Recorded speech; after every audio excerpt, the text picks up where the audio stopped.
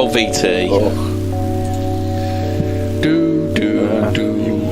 It all sounds garbled. Does it? It's the Fortean distorted sound effects that the Woodwoses are interfering with your sound drivers. Is it because no, I haven't pumped anything up either. So all I know is you've got a working system and you've got a not working system. I can't do the stuff I need to do on Linux. Like the eternal Linux question is like, I want to do shit. Oh, Linux is there, but no, I want to do shit. Well, oh no, we don't want to do. We don't want you to do shit. We just want to be there. No. Linux is kind of like. Do you remember? Did they call it Chaz or Chop? Do you remember when they were growing like plants and stuff like that? It's the plant with the root system in the cardboard. Is that what you're saying? I'm just saying, like probably some good intentions along the way, but it don't work. But you just end up with an Indian warlord ruining everything. Real Linux hasn't been tried yet. Yeah,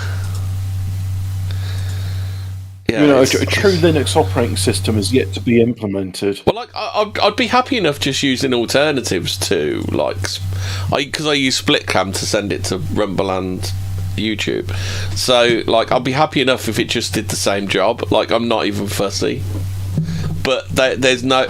Apparently, it's impossible to send a stream to two places on Linux. That is impossible. That's way beyond anything that anyone can do on Linux.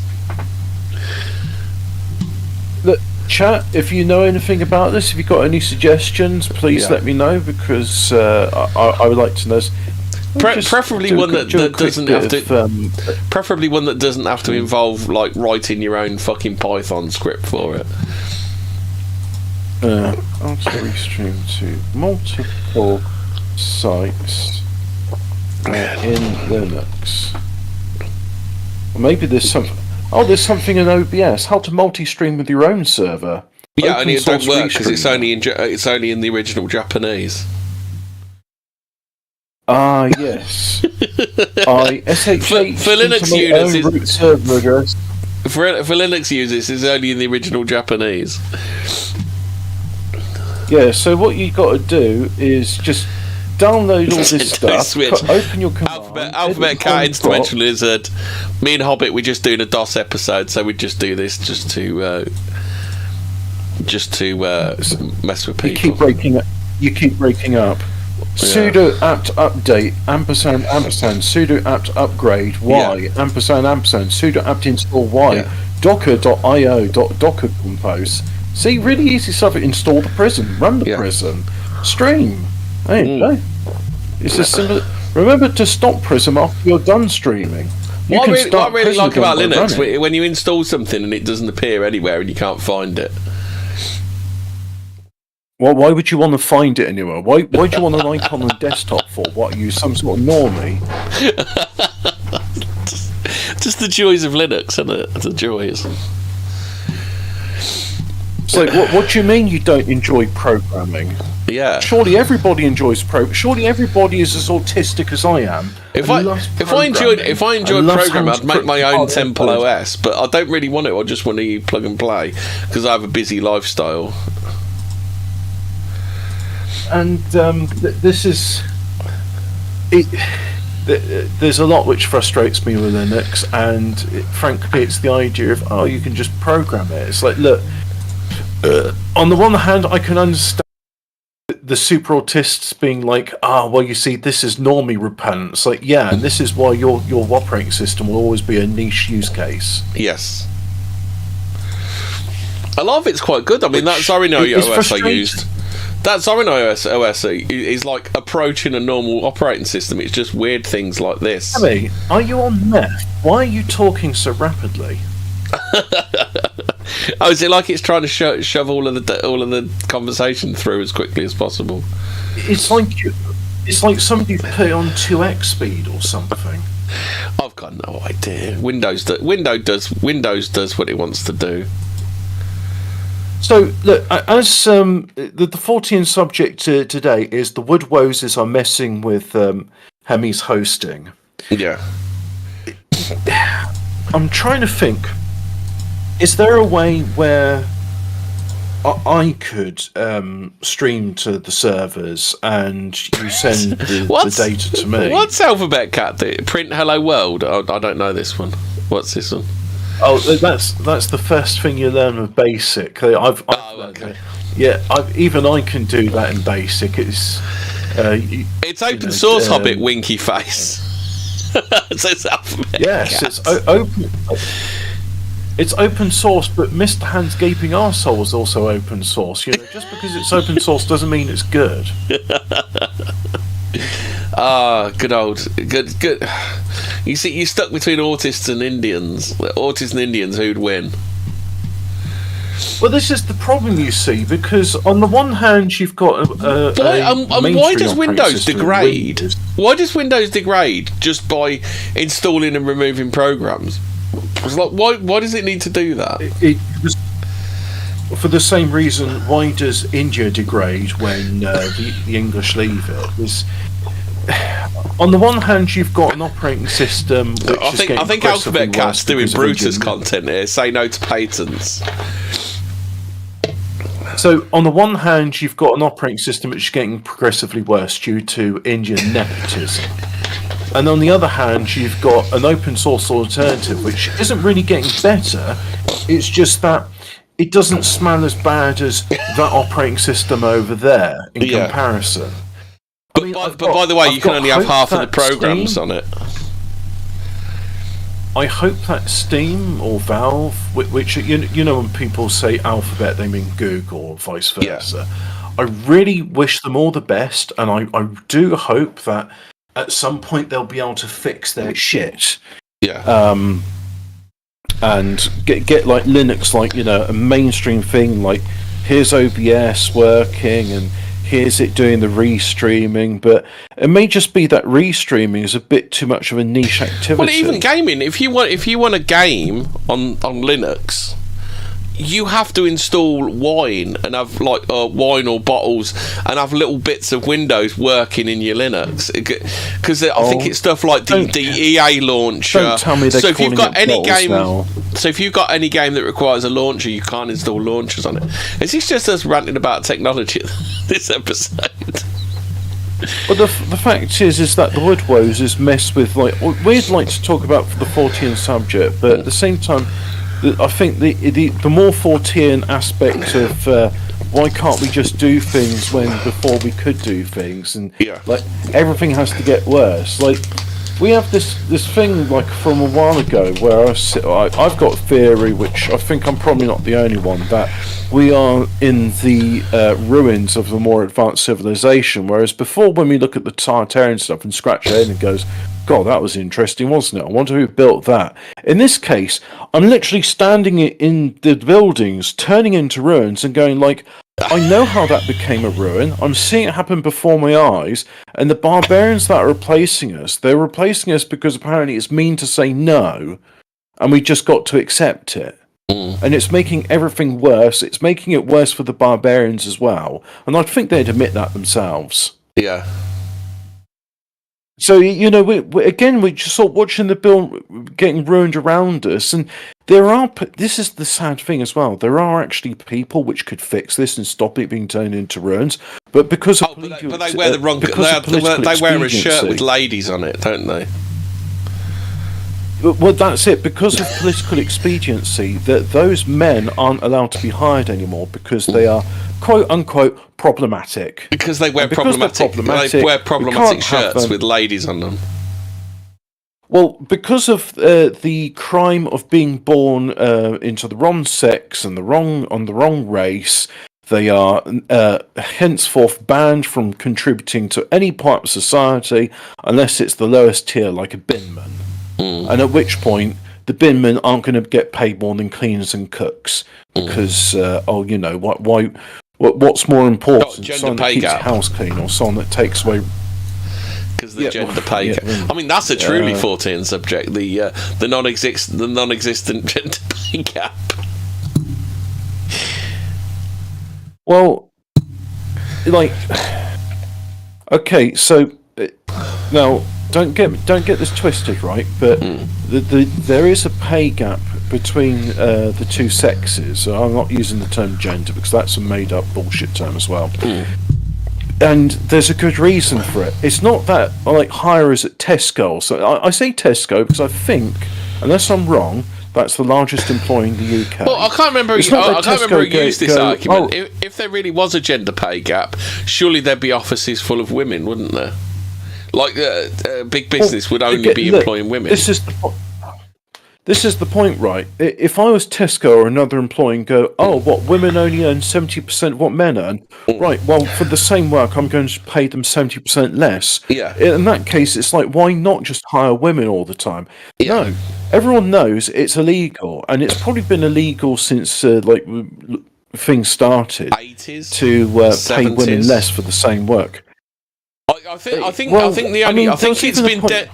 it's been like demonstrably proof that it happens at the upper echelons because women are more socially like agreeable, aren't they? Therefore, they don't really push for bigger wages. Niche things at the fringes don't count.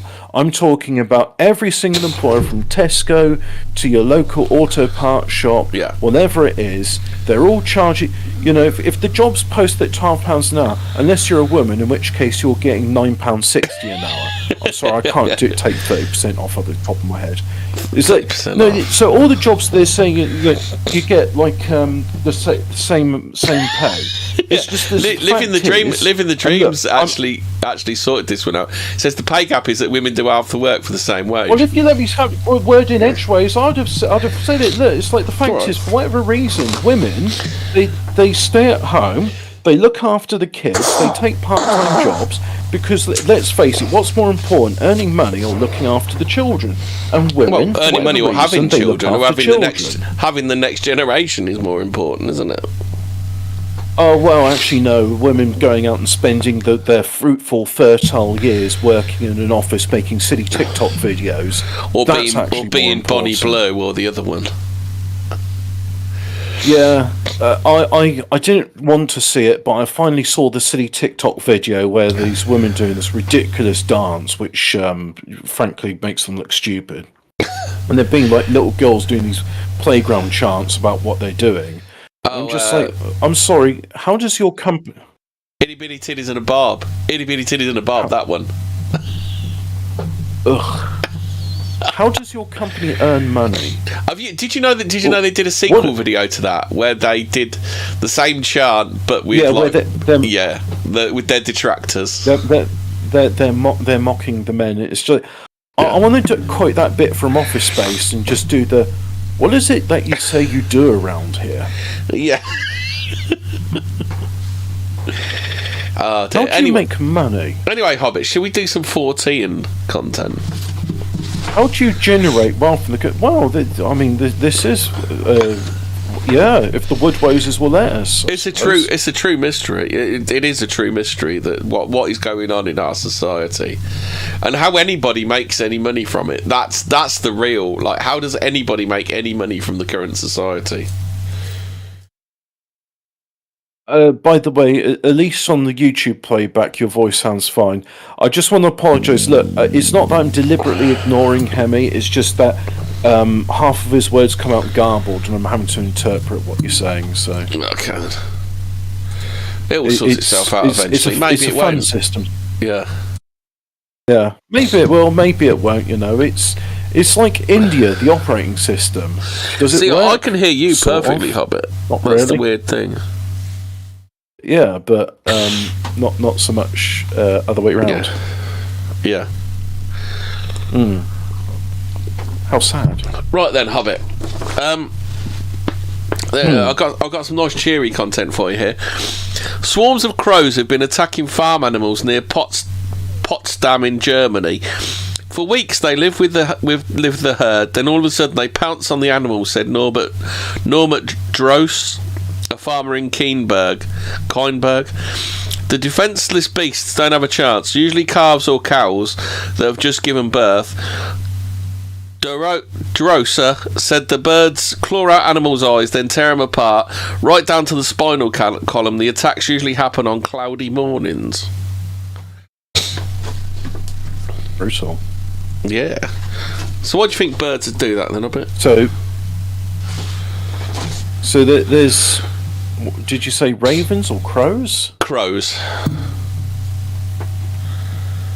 And they're attacking, was it men, people? Cows. What's that? Cows that are just given birth. And then they strip it right down to peck the eyes out, claw it to death, and then strip it right down to the spinal column. I'm trying to think, like, I don't know if there's any... What is it about the cows which the crows find? Because, like crows hold grudges, right? Go on then. They can recognise people. Yeah, so apparently they recognise people. They tell other crows about them. So if you're nice to the crows, they let other crows know that. So I'm wondering if there's like something like that going on. But not sure, really. But the opposite. Well, they've obviously figured out that they're good prey, are they? Living the dream. So you just like the Go on then, I bet. So these crows have figured out that they can eat the cows, and they're attacking them. Yeah, but it happens on cloudy mornings. This is from 1995, by the way, Hobbit. So it's not watching adolescents that's driven them mad. Yeah. What you're suggesting that the crows were listening to extreme far-right misogynistic material, which made them attack baby cows, also known as calves. Yeah. Andrew Tate. Andrew Tate said, "Fuck these hoe-ass cows." And then cows of reduced age. I'm trying to think of what the politically correct term is for a calf. I don't know. Little cows. Yeah. It's got to be something clunky that's way longer than just saying a calf. Cows of reduced age. Cows of few days of reduced age. Yeah. Cows of reduced age. Yeah. Yeah, that's it. Yeah. That's the new 21st century term. Let's go next to your favourite part of the world. A herd of wild elephants, intoxicated by the smell of liquor, smashed through a house in Midnapore district, West Bengal, and trampled to death a man brewing moonshine. Elephants frequently get blotto on rum or fermented fruit, but death is seldom the outcome.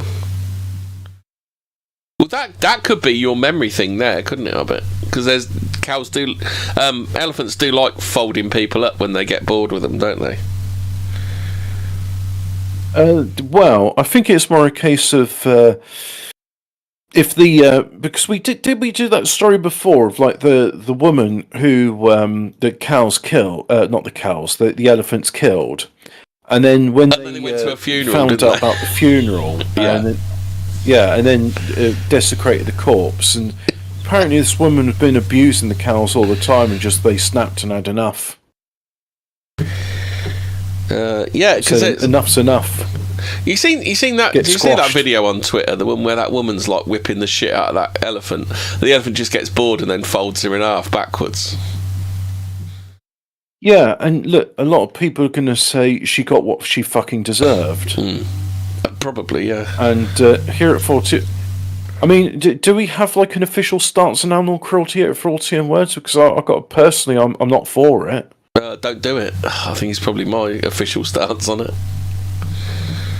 Oh yeah, but that's very anti-Hindu and Mohammedan. They that will upset their culture of animal abuse.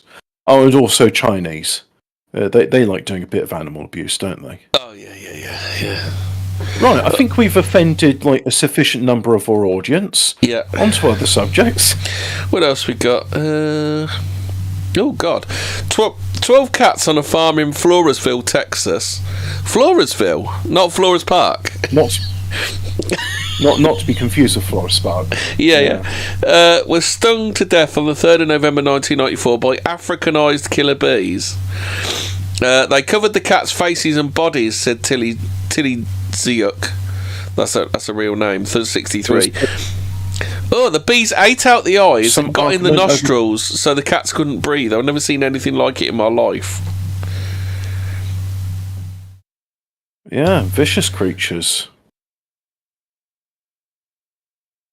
Yeah. Weird. A Holstein cow. We were talking about cow breeds the other day, weren't we?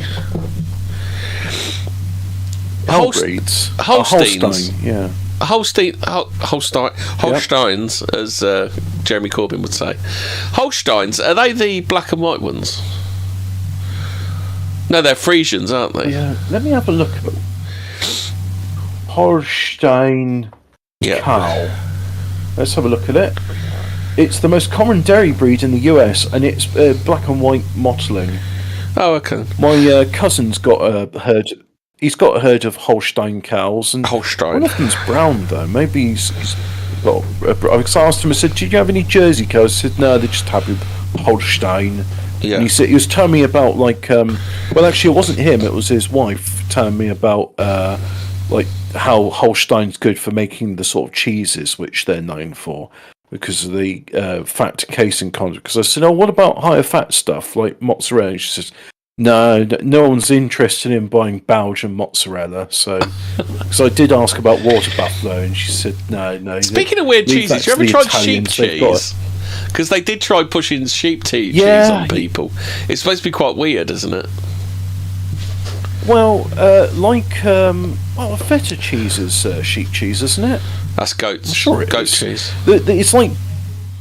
Well, the same with goat cheese. It's like, look, there's nothing wrong with sheep milk. You can drink it, and goat's milk. It's got a bit of a stronger taste to it. I'm not sure. It's weird because sheep eat grass like cows do, whereas goats eat anything, and yet it's got a strong taste to it. And that's the other thing I find strange. Like sheep, they smell stronger than cows. Yeah, they got a stronger scent, like lanolin as well. I mean, lanolin's a great material, by the way. I love lanolin. I think it's great. That's annoying. Isn't that annoying for doing furniture and something lanolin? Lanolin is used for cosmetics because it keeps your skin from drying out. It's used in rust prevention. In fact, I'm going to get some Lanogard, not a sponsor. Other rust treatment preventatives are available. Wax oil. And that sort of stuff too. Yeah. It's good stuff, and it's edible. It doesn't taste great, but it is edible. He's seen Peter must have been watching Red Dwarf. Hobbit. Because they did a poster. They said you wouldn't drink dog's milk, so why'd you eat cow's milk? Why'd you drink cow's milk? Yeah. Yeah, dog's milk lasts longer than any other type of milk it does. It's because no bugger will drink it. It's full of meat, full of goodness, full of marrowbone jelly. Yeah. Yeah. Oh, the good old marrowbone jelly sketch. Yeah. Yep. Anyway, these minerals, marrowbone jelly. This Holstein cow stepped on the trigger of a loaded rifle left in a field by a farm worker near the town of Velez, about 150 miles north of Bogota, Colombia. The rifle went off, sending a bullet straight into the head of another cow grazing nearby. The victim's condition was critical. We haven't heard if she pulled through. I doubt it. Oh, right, because there was a story recently about... did you hear about the pit bull who grabbed this guy's gun, and it wasn't, it was chambered, and so he just shot the guy. Nice. Hello. Yeah, the okay. pit bulls are learning how to use guns, but also what sort of owner, and I think this sort of story writes itself, what sort of owner would leave, 1, a gun lying around within access of a pit bull, 2, leave it with the safety off, and 3, it's chambered and ready to go, and now the pit bull has shot the owner. Yeah. I mean, I want to say it's like a Greek tragedy, but it's one of those Greek tragedies where you're sort of laughing instead of crying, because it's like... I don't know, isn't it more like an what you fucking... Isn't it more like an Aesop's fable than a Greek tragedy? The man who was killed by his own pit bull and his poor decisions. That's why he owned a pit bull. Fucking hell, 1994 was insane. Do you remember you thought that 1994 was normal, Hobbit? I got two more stories. Oh no, Duke Nukem 3D didn't come out in 99. An obsessed teenager tried to take over the life of her best friend, Sarah Telby. 18. Her best friend, Sarah Telby, 18, met Mrs. Corinne Scott when they both attended the London School of Fashion. She changed her hair colour to match Mrs. Scott's, took to wearing contact lenses as she did, changed her style of clothes and began rehearsing the use of her name. The final straw came when she tried to steal Mrs. Scott's husband, Gregory Scott of Hackney, East London, beat Telby with a baseball bat, cut off her hair, shaved her eyebrows, and forced her to walk through the streets in her underwear. Scott was given a 9-month jail sentence, suspended for 2 years. Who's in the wrong there? That's 1994, you said, right? Because wasn't there that show called Culture? Film. That's a film. You're thinking of Single White Female.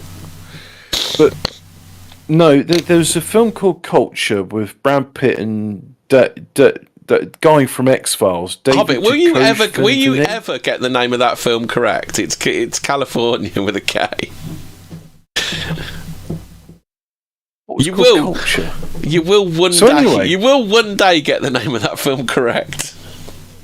I didn't really care much for the film, but I do remember there was this bit in it where David Duchovny and his girlfriend, they're following this white trash couple, as they call it, around, and then like the white, like they start emulating it because the girlfriend of Brad Pitt in the film sees David Duchovny's girlfriend sort of classy, so she dyes her hair and cuts it short to match their style.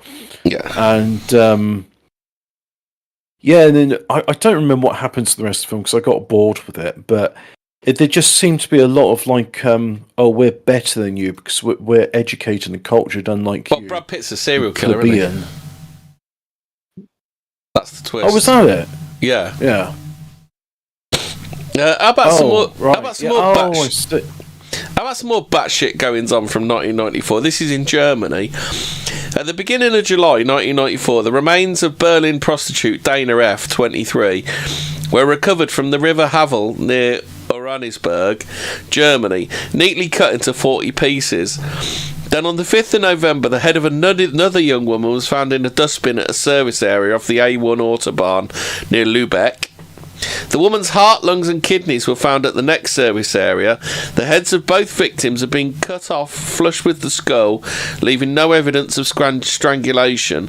The precision of all of the cuts convinced the police that a portable laser scalpel had been used. Probably in the 40-watt range, I should imagine. Portable laser scalpel? Yeah. I didn't know there's such thing as a portable laser scalpel. Well, there you go. That's the laser real scalpel. They had portable laser scalpels in 1994. Hobbit. What? Look, I'm not saying I don't believe you, but I'm just thinking, like, isn't this like more of a thing? Like Yeah, like, what the fuck? When you heard about this? Some dude going around murdering birds with a portable laser scalpel.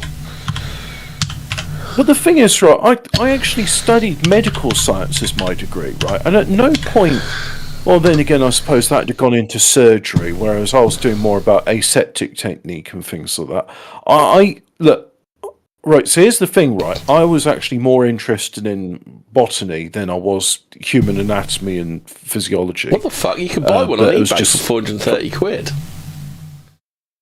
But handheld silent bird scarring laser. No, that's something else, isn't it? A scarring laser. Surely I'd have... Because, like, we did talk about medical instruments, but I don't remember anything about this. I mean, again, look, it wasn't a comprehensive... We never talked about things like scapulars and things of that sort, so... But we did talk about MRI machines because nuclear medicine was its own, if they were about in 1994, why aren't they like everyday equipment now? You know what? I want to find out what is a laser scalpel. I can't believe we've just found out the existence of laser scalpel. We're in the we nearly got pew pew lasers. We nearly had pew pew lasers in 1994. I bet. An ultraviolet laser scalpel, also known as an excimer laser, is another type of laser used in medical procedures. The excimer laser. Oh, of course, right. So I don't know why I didn't think about it sooner, right? You know, laser eye surgery. Yeah. And they use a layer to cut open into the tissue of that. So how does a laser scalpel work? There. So it's a CO2 laser, and they produce an invisible beam that vaporizes the water normally found in the skin and other soft tissue. Because the laser beam can be precisely controlled, it removes or cuts only a thin layer of tissue at one time, leaving the surrounding areas unaffected. The funny thing is that I think the company's called LASIK. What they did. Now, look, I could be getting this wrong. It was something my dad taught me, and there's been times when my dad's taught me a load of porkies before, like the story about nylon. Yeah. It was invented. So in the story, he told me New York and London. Yeah, well, apparently it was just solely the invention of the DuPont chemical manufacturing company. It's got nothing to do with labs in New York and London simultaneously making it. So anyway, my dad saw it. The story my dad told QI. No, he taught me this story in the 90s, long before QI existed or Snopes. Yeah, so the story I was told was that there was this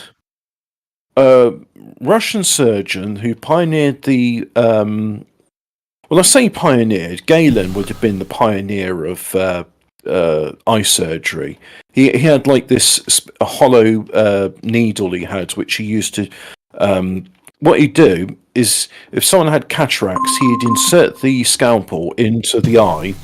Not the scalpel, sorry, this needle. Yeah. And then he'd apply a bit of suction, and he'd actually suck and pull the cornea out. And so you'd be able to remove corneas. And I thought this was incredible that this precision engineering of that sort was made by the Romans. But there's all sorts of precision engineering, which is a bit confusing when you sort of go, oh, that's weird. How did that come about? But anyway, so apart from him, the other pioneer into corrective retina surgery was this Russian surgeon. Can't remember his name. Let's call him Ivan Ivansky or something, whatever. And now he did it using a conventional scalpel, but the idea is that most people don't have the fine muscle control he has. Even most surgeons don't do it. Like, actually no. I know someone in my family. There we go. Who had eye surgery, and he was one of the only two surgeons in the world that could perform this procedure.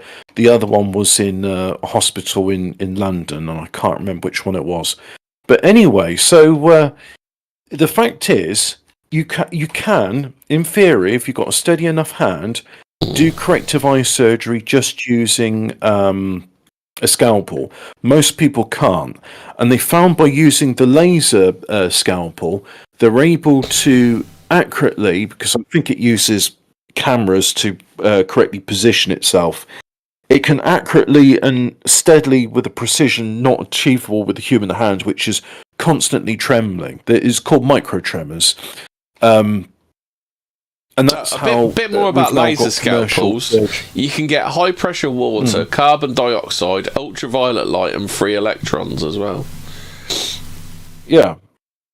Yeah, so the laser scalpel offers a level of precision which is really not possible with the human hand, unless, there's like, well, in that case, I suppose it'd have been 1 in 3 billion that could do it. If there's 2 surgeons in the world which are able to do this eye surgery, that was a 1 in 3 billion chance of someone having the skill to do this surgery. Oh, there you go. The laser scalpel was invented in 1964.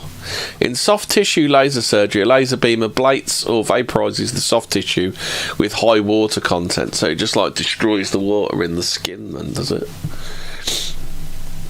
Oh.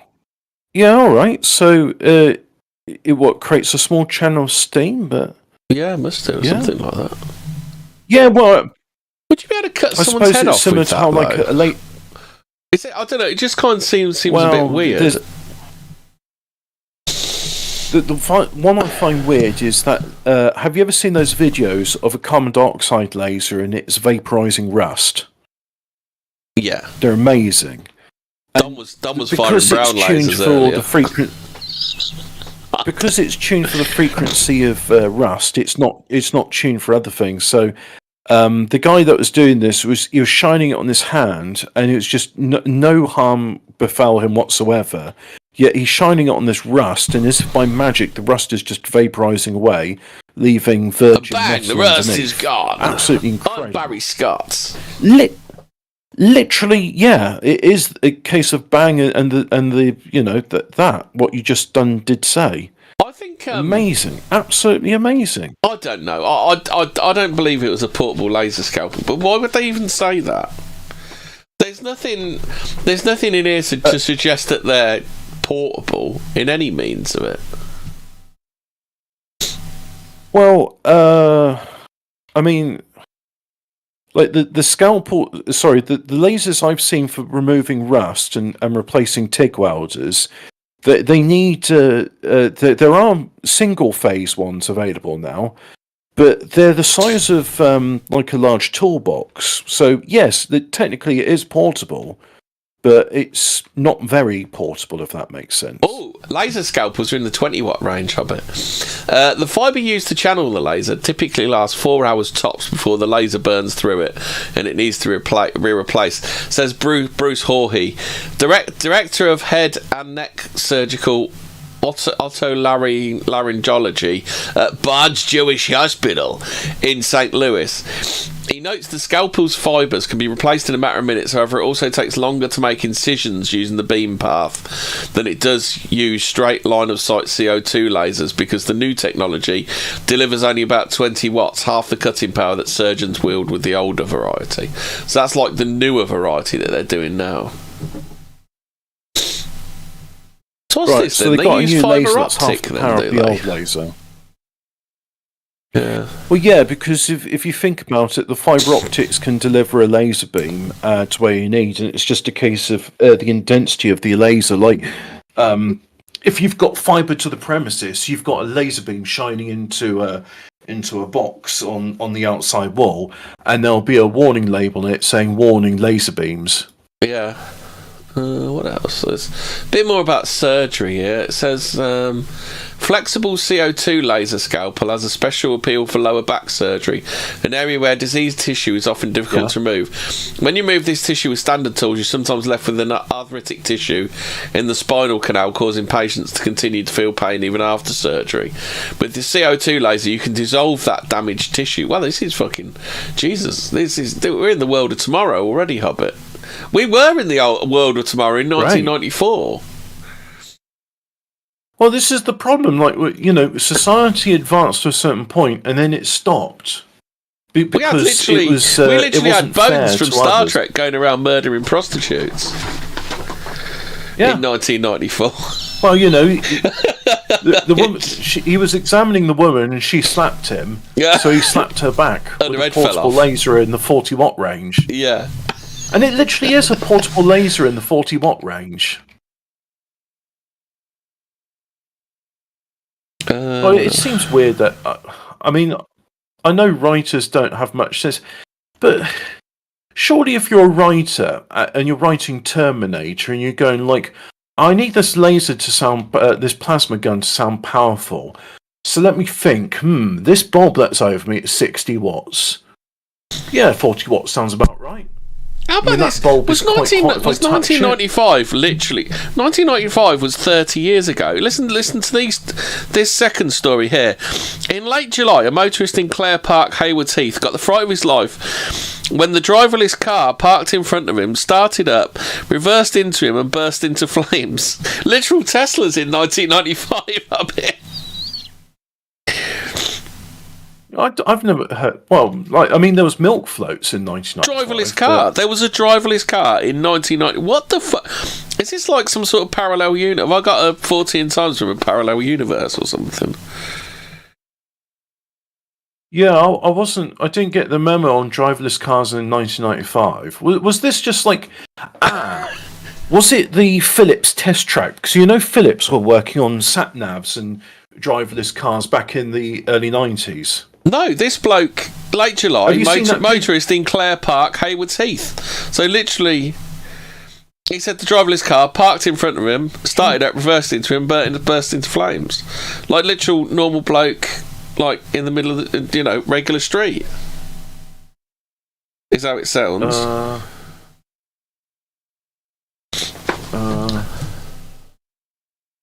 I'm sorry, I don't know what to say about that. I'm just a bit sort of... I don't remember all of this shit going on. What can I say? No, neither do I. I mean, that sounds like something which... Is it something which they didn't play up too much? Like they didn't want people Why panicking. did we not see it on... Tomorrow's World or something? Yeah. Oh, that was the thing I remember with Tomorrow's World. Like, one of them... I remember seeing, like, Metal Storm, which I don't know if there's any sort of military using it, but Metal Storm was this idea of you could make a machine gun that fires up, they say in theory up to 1 million rounds a minute, but the thing is, it's like, no, what it does is it can fire just instantaneously. And the idea is, rather than having a machine gun with like loading mechanisms of various sorts, with like the fastest machine gun is a minigun. Clare Park, Haywards Heath is rotary cannon. Sorry, and I think that the fastest one of those will do like 40,000 rounds a minute. They probably do faster, but the practical consideration is like, do you really want to be spending 40,000 bullets every minute? So the Metal Storm, rather than doing that, would load up like all these bullets into the barrel, and it'd have this electronic trigger. So you could instead use a computer to set the trigger off rather than anything mechanical. A bit like cars, really, when they move from mechanical timing and cams to ECUs. Do you remember the old trick where you'd pull the cap off and get a bit of sandpaper on your rotary arm? So yeah. Well, so the Metal Storm system is kind of a one shot, because once it's fired all of its bullets, you've got to reload it. Much like the rocket artillery, you ever seen them? They've got loads of pipes. They look like an organ. They fire off all their rockets, and then you've got to wait for the thing to reload. Well, you've got to drive it back in order to reload it. So the reason I bring that up is, I think it was Philippa Forrester. She was interviewing the guy. She was interviewing some MOT bloke about Forrester. And she was saying, "Isn't this a terrible weapon that will just be used to cause more harm and injury?" He says, "Well, look, no, it's not practical for use as a weapon. It fires too quickly and it takes a long time to reload. As demonstrated in the video, its idea is it can be used as a point defense system. You can shoot down missiles, and because the volume of fire is so great, you could even use it to shoot out incoming machine gun fire. Because it literally just creates that density of... You just create a metal storm, which is quite applicable. Yeah. But it's just... I remember there was a big hoo-ha about that, but nothing about these murderers going around like slicing people up with portable laser scalpels in the 40-watt range. That's a weird story. That's fucking strange, isn't it? I'll say. Weird stories from the Fortean Words. From 1995. Look. That's fucking weird. Good year, 1995. We had Command and Conquer, and my God, Command and Conquer had some very spicy adverts by today's 21st century standards. Right, so for those of you not familiar, let's see if I can find the Command and Conquer adverts.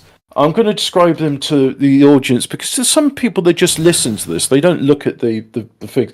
Hobbit. Do you remember the Ray Santilli Alien Autopsy film? They're talking about that in here as well.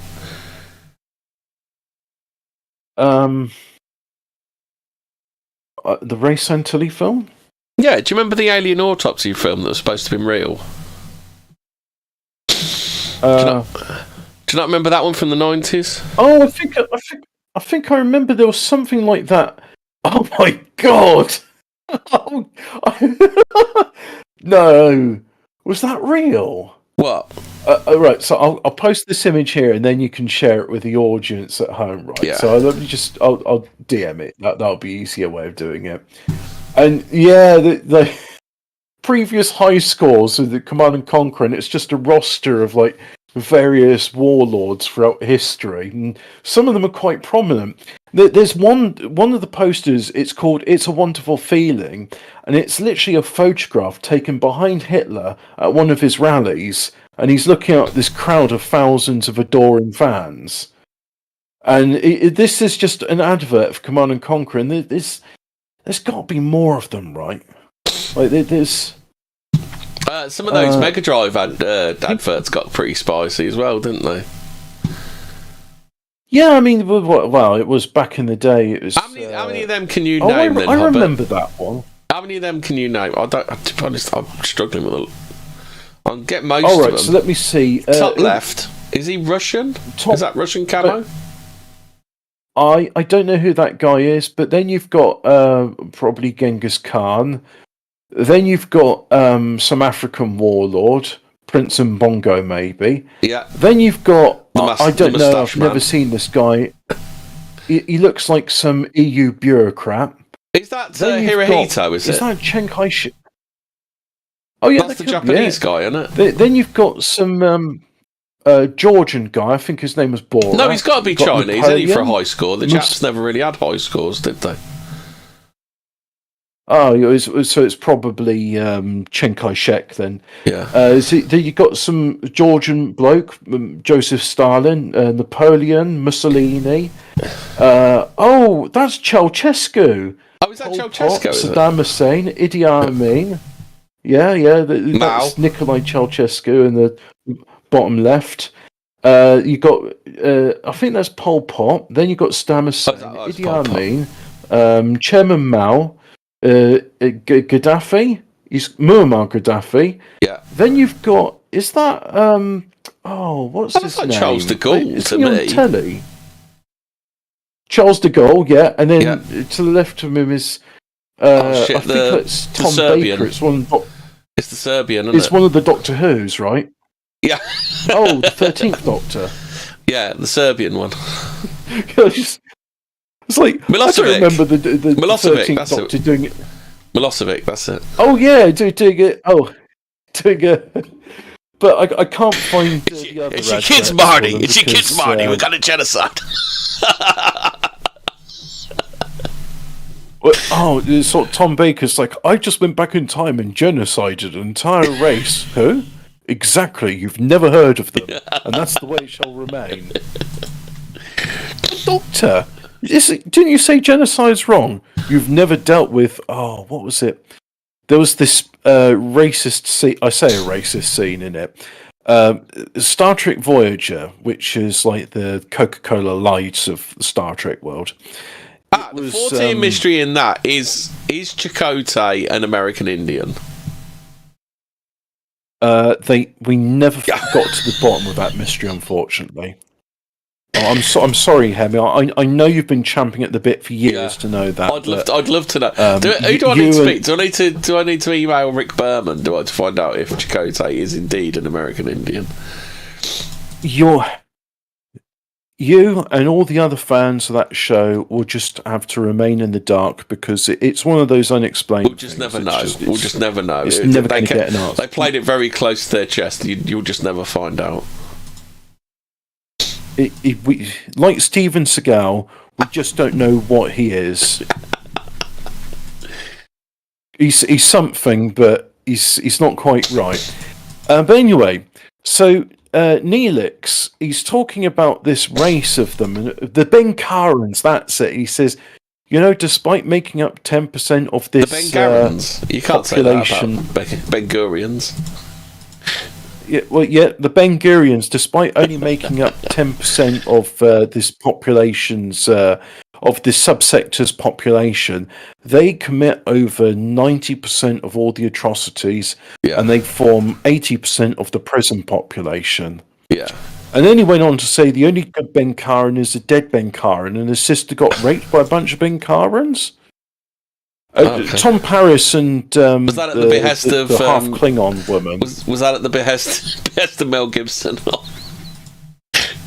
Yeah, and Tom Paris was there with Tom. Maybe they commit more crimes, but that was it. No, that was. Oh God, why am I paraphrasing this? I could just get you the goddamn clip. Look, if I get you the goddamn clip, can we play it? We can play the audio, right? You won't get done for that. Yeah. Voyager Ben Karens. The Bengalians. And come on, what? Come on, Voyager Neelix Prime Statistics. Statistics. We need a portable laser in the 40-watt range. Yeah. Oh yeah, Neelix quotes crime statistics. Here we go. Oh my God, there's dozens of copies of this. So I'll just post you this one, right? And then we can play the audio for the audience, right? But the Benkarans, they steal scalpels, laser scalpels in the 40-watt range. Did you know that? No. Those Benkarans. Yeah. The Benkarans always taking things which don't belong to them. Occupied by several different humanoid species. If we say yes, will you feed us? One of those species is the Benkarans. They occupy just 10% of Nigean space, but take up nearly 80% of the space in Nigean prisons. Maybe they commit more crimes. Whoa, Paris! Tom Paris. Whoa! What did Tom Paris mean to this with his half Benkaran girlfriend in the background? His half Benkaran. Yeah. Her nipples protruding, very disrespectful. Definitely. You can't. Neelix can't. Can't say things like that, Neelix. Whoa. Well, Tom Paris, maybe they do commit more crimes, but you're not supposed to notice it when they do. Right, that's 1995. Then I didn't realise how fucking weird 1995, and 1994 actually were. Roving fucking. Oh yeah. Roving fucking Jack the Ripper with his fucking laser scalpel. Like you got your theory right that movies were better when coked up dudes were producing them. Yeah, probably the same thing with music. Like there was a lot of music which was produced on and sounds best when taking ecstasy. Here at Fortean Words, we do not condone recreational use of drugs. However, unless you're if you're going to be listening to if you're going to be listening to an Orbital set, I'm not saying you should do it, but if you do it, if you listen to Orbital and you're going to a rave and they're playing Orbital music for 2 hours straight, I do suggest, no. I could understand. There we go. Yeah. I'm not condoning it. I'm not endorsing it. Sympathise with, I think is what you need to say, Hobbit. I can understand why someone would want to take ecstasy when listening to Halcyon on and on. Yeah. Yeah. I'm not saying it's right, but I say I understand. There we go. I think we dodged that legal rights there. Yeah, we know that we don't condone drug use, but unless it's Joel Silver producing films in the 80s. If you are concerned about drugs and addiction, just go to the government website and look for addiction support. There we go. Yeah. Oh, there's some more mad shit from 1996. Just say no. Oh, that was good. Yeah, we were talking about video game adverts just now. Did you know about the Great Bandicoot scare of 1996? The what? Sorry. There was a Great Bandicoot scare of 1996. No, I didn't know about this. When did Lara Croft came out? Tomb Raider, I should say. That was 96, wasn't it? So, that was a big deal for a while, Lara Croft. So basically they did this She had whole big thing that we're tits. being invaded by Grand Bandicoots, and it turns out it was just like viral marketing on behalf of Crash Bandicoot. Right, okay. Yeah, I didn't really pay much attention to the consoles back in the 90s, so I was more interested in the PC. What else we got? We got anything It's interesting in this actually one? a stance which I kept to this day, really. Well, now we've got handheld PC, like in the form of the Steam Deck, or the console, bing bing wahoo you could do there. Or you could give all your money to Nintendo, like some people who remain nameless. And you can press the C button, which C stands for cuck, as in you're paying all your money to Nintendo. Get this right. This is really Fortean, right? So you make a button on your Nintendo for a chat service, which is like Discord but worse. Yeah. And you have to pay a monthly subscription fee to use it. It's the BMW heated seat fiasco all over again. Yeah. And there's people that will pay for it. They're like, oh, I like my BMW heated seats. I like my Nintendo heated seats. I want the heated buttons on my Switch too. Which, by the way, it's in shop soon, $450. Oh, then Hobbit, what is England's deadliest animal? The woman. Nope. It is... I know, the cow. Yes, you got it. 3,000 attacks every year. Weighing up to fucking hell. Did you know cows can weigh up to 100 stone? 635 kilograms. Yeah, that sounds about right. Capable of running at speeds up to 25 miles an hour, and herds tending to act together in the last 4 years have killed 22 people. In the same period, dogs have killed 16, while 20 people have died of wasp or bee stings, so they're more deadly than the XL bully. I'm guessing it's because, like, you know, there's people that walk in fields, and I never understood this, right? Because I've known, like, yeah, certain times you just don't go into. If there's a bull in the field, don't go into it. If there's calves with the heifers, don't go in the field. Oh no, if they've given birth, they're no longer heifers, are they? They're just called a cow. There's just certain times when you shouldn't approach cows. Oh yeah, and if the cows get spooked, if they all act in the thing. Here's the thing, right? I was in the field, and I was laying down. Actually, I fell asleep because it was a really nice sunny day, like today. I just laid out in the field. I heard this rustling noise, and I thought, what's that? There's someone's dog come to see me, and I thought to myself, no, that's too slow moving for a dog. Also, there's a lot of them. And then I sort of opened my eyes, and I was surrounded by cows. They're all quite close to me as well. You know, Yeah. They weren't touching me, but like if I could reach out with my arm and touch them, Yeah. at which point they backed away. And then when I stood up, they all backed away. At first, I just sat up and thought, "All right, this is interesting. I've been encircled by cows." And then when I stood up, they all backed away, and I just Well, sort of you're lucky, laughed, I and I bet. was like, "Is that?" But, well, you say that, but at no point did I feel threatened by them.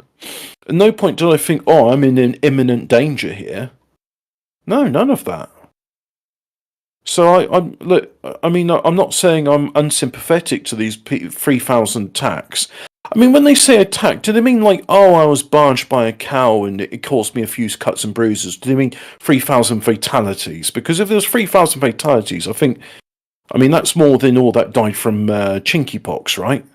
We'd hear something about it if there was like lots of people dying from it. Yeah. How many casualties a year is there from cows? No idea. But what'd you say, sorry? 22 killed by cows. 3,000 attacks every year, though. Craig in the chat, he says, I've been attacked by a herd of cows. They're right bastards. They got my 2 dogs, just missed goring me. Had to fire a shot to get them to piss off. Yeah. Yeah, when cows have got it in their mind to do something, they will gang up on you. I'm not saying that doesn't happen. But that's the thing about cows. They all do things as a herd. And Look, I've dealt with cows. I used to work on various farms looking after cows, and I like the creatures, but they are very dumb and stupid. But they're also incredibly big. I've never, apart from bulls, I've never been around a cow and I've felt, oh, I'm in danger here. Whereas with bulls, I'm just like, yeah, I'm glad that bull respects the fence because I've seen them jump over fences. How about this then, Hobbit? 6 people were injured and a food truck destroyed in an explosion at the Kansas State Fair, not the Arkansas State Fair, in Hutchinson. Investigators examining the scene discovered the explosion had been caused by a canned food item becoming overheated and bursting violently because it had been stored too close to a food warmer.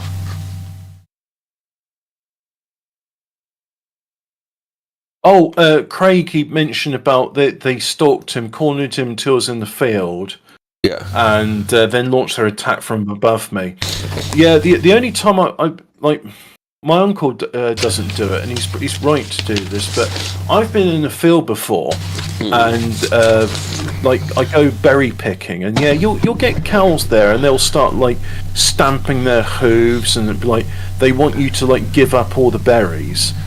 And when they've done that to me, I've just sort of loudly said, "No, these are my berries, Mum. The cows are being a dildo again." Just do an Eric Cartman voice, but because I do it loudly, and then I put my arms out and go, "Moo!" Oh, you just do the big, you do the cat thing, do you? If you just do a loud noise, it startles the cows, and they go, "Oh, I don't like this. No, I'm not having this." And then that's it. And then they sort of, yeah, you make yourself big, and then look. I'm not saying I'm the cow whisperer. Don't take my advice to heart.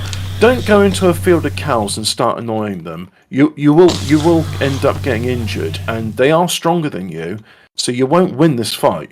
Well, I am saying that there are there are ways to mitigate your exposure to cows and your danger from cows. Fortean Words and also country fowl. Fortean Words goes a bit country fowl.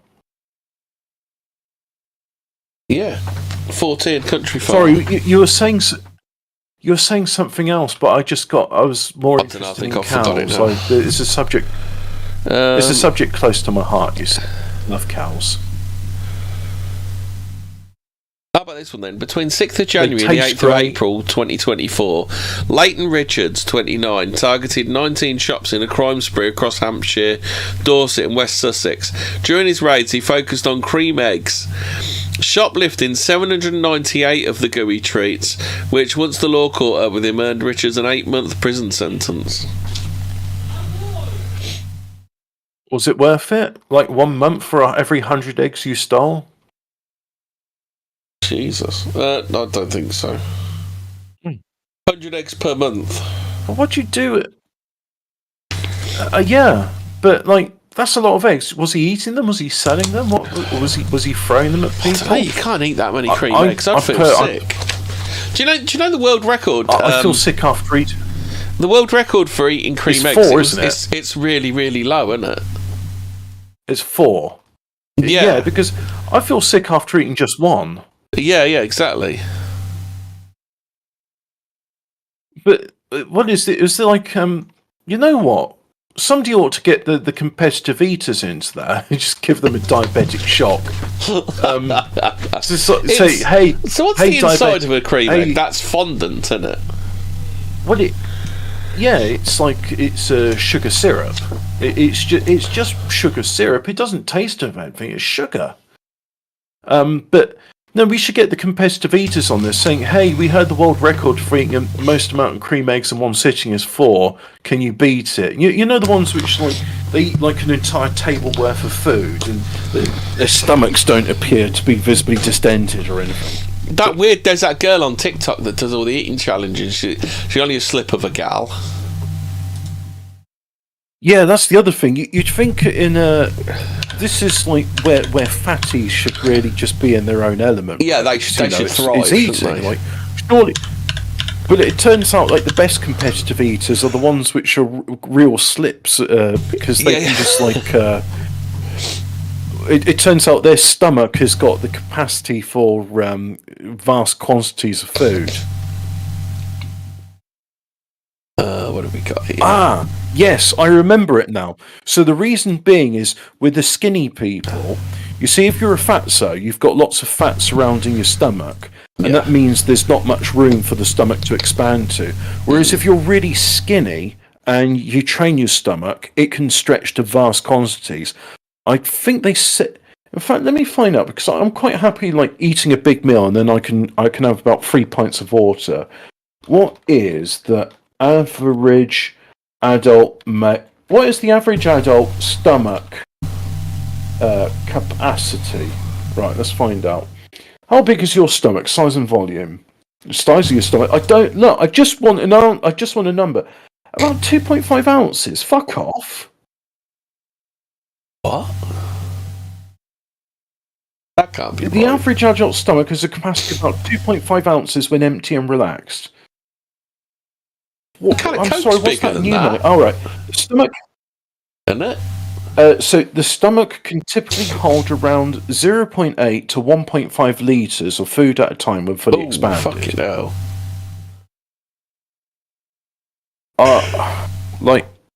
I'm pretty sure.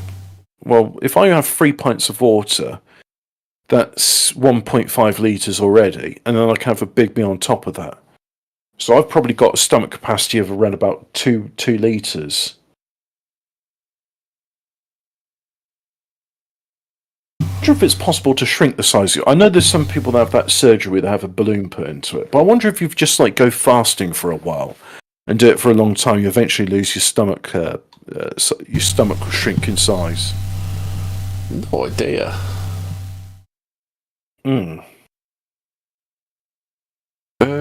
What do we got here? Is it possible to shrink the stomach size via diet? Eating small amounts of food won't shrink your stomach either. The only way you can physically and permanently reduce your stomach size is to have surgery. Oh, so your stomach can grow and grow, but it won't shrink. Well, that seems weird to me, because it's like the stomach apparently regrows its lining every 4 days, so... Is that if you permanently do it though? Because you can stretch your stomach like have a big meal, and then I think it should go back to a normal size. Is that if you just constantly make it bigger and bigger by eating too much? I think what they're saying is that once your stomach gets big, it doesn't get small. And also the other thing about that is like, because your stomach is because it takes more food to make your stomach big, then it takes more to satisfy you. Like, you got to eat more in order to feel satiated. Oh, this is weird. Then again, old people, they eat less, don't they? I've got a weird story for you in a minute, when you're ready. Well, that's the name of the game, right? Right. On the evening of the 8th of January 1974, Richard Evans was idly watching his TV, waiting for his son to get back so he could lock up and go to bed. The boy had been to see some friends in the next village and was due in by strict rule before 10. At 10 past, the father became a little worried. The boy was an excellent timekeeper, and he decided to check in with his son's friends. They said they had left at 9:15 to have ample time for the journey. It was a bitterly cold night with severe icing on the roads, so Mr. Evan wondered if the buses had been cancelled or delayed. But there was a phone at the bus stop, and he knew his son would have rung to let him know if anyone was likely to have delayed him. The alternative was that he'd walked cross country, in which case he'd be home about 10:30. The father continued to half look at the screen, half at his watch. At 11:15, he was seriously alarmed and decided to check with the police. A sudden flickering of the screen caught his attention, as he looked, the picture wobbled and flickered and then went dead, leaving only a fuzzy glow. When he moved forward to switch it off, the screen came alive again. In black and white, he saw a picture of the woods, only a few hundred yards from his home, with a close-up of the pond the children used for sailing model boats. Its surface was a solid chunk of ice, except for the far corner, which was black. The picture then went into close-up, and to his amazement, he saw his son lying unconscious on the bank, his legs in the freezing water. He rushed out, reached the pond in a few minutes. There, exactly as he'd seen it on TV, was his son. The boy had slipped and knocked himself out, and his falling legs had smashed the ice. Without the inexplicable TV appearance, he could well have died from exposure. A number of other people who had been watching the programme were questioned by the father, but all reported everything to have been normal. Ted Sirius was able to... What? He got a vision from the telly. Yeah. Well, I think one of the earliest Fortean Words I did was electronic voice phenomena, and I did about that man in Italy whose his television, or was it his radio?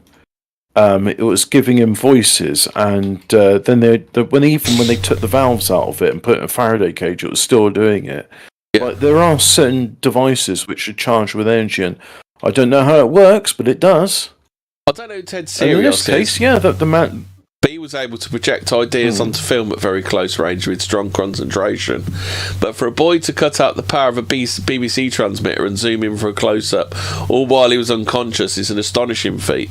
To this date, this phenomenon has never repeated itself, but a similar case is reported by Professor Hugo Smiles from Brazil this time. In a case, a whole family saw a daughter being raped and murdered, a horrific experience for them. Its only saving grace being the family were able to identify the murderers. This was not admissible evidence, of course, but it did allow the police to get a confession. This is some weird shit, isn't it?